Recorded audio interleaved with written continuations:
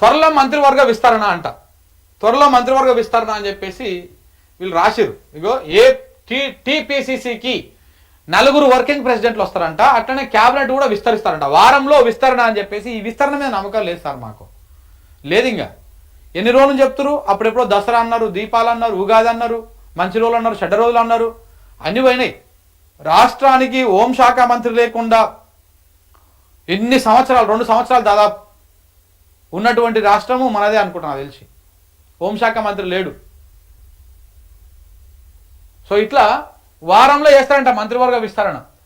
PCC కొత్త కార్యవర్గాన్ని కూడా అది చేస్తారంట. 4 వర్కింగ్ ప్రెసిడెంట్లను చేస్తారంట. ఇప్పుడు ఆల్రెడీ వర్కింగ్ ప్రెసిడెంట్గా కొంతమంది ఉన్నారు. ఎవరు జగ్గారెడ్డి, ఇంకో కొంతమంది ఉన్నారు, అంజన్ కుమార్ యాదవ్ అట్లాంటి వాళ్ళు. సో 4 వర్కింగ్ ప్రెసిడెంట్లు చేస్తారంట. కొత్త పార్టీలో కొత్త కార్యవర్గము, ఇటు ప్రభుత్వంలో కొత్త మంత్రివర్గం విస్తరణ కూడా జరుగుతుందంట.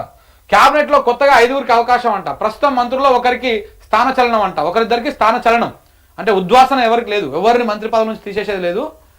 స్థానచలనం అంటే శాఖలు మారుస్తారేమో. కేసీ వేణుగోపాల్తో గంటకు పైగా సీఎం పిసిసి చీఫ్ భేటీ అయ్యిండు. నేడు రాహుల్ ఖర్గే, రేపు ఖర్గేతో రేవంత్ మహేష్ కుమార్ సమావేశం అంట. రాహుల్ అపాయింట్మెంట్ దొరికిందా? ఏది మరి మనకైతే ఏడమని చెప్తలేరు, ఎక్కడ కూడా వస్తలేదు. రాహుల్ అపాయింట్మెంట్ దొరికింది అనేటువంటి అంశం మాత్రం ఇంకా అఫీషియల్గా చెప్పట్లేదు. మరి దొరికిందా దొరకలేదా? మోడీతో మాత్రం వెంటనే దొరుకుతుంది రేవంత్ రెడ్డికి. మోడీతో వెంటనే దొరుకుతుంది. మరి రాహుల్తో దొరికింది దొరకలేదా తెలియదు, ఇంకా చూడాలి. బీఆర్ఎస్లో పంచాయతీ పైన 6 అంట. కవిత లేఖపై చర్చ అంట. ఏం సంబంధం బీఆర్ఎస్ పై పంచాయతీ? పంచాయతీ పెట్టించింది ఎవరు, పెట్టింది ఎవరు తేల్తా తొందరలోనే ఇవన్నీ.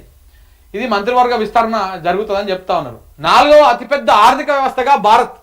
జపాన్ను అధిగమించాం. మన జీడిపి 356 లక్షల కోట్లకు వెళ్ళిందంట.